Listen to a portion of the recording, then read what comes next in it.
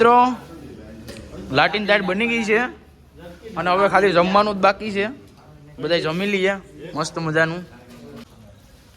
આજે આપણે લાટીની દાળ તૈયાર થઈ ગઈ છે.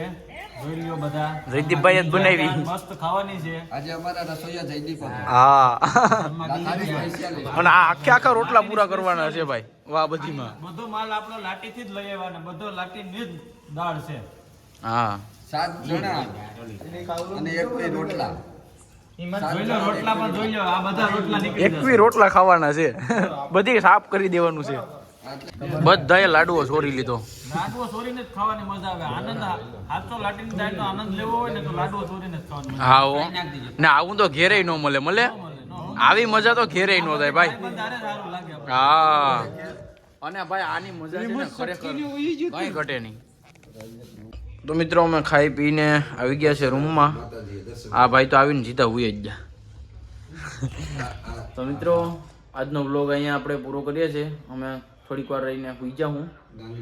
અને વિડીયો ગમ્યો હોય તો લાઈક શેર સબસ્ક્રાઈબ કરતા જજો અને સપોર્ટ કરજો.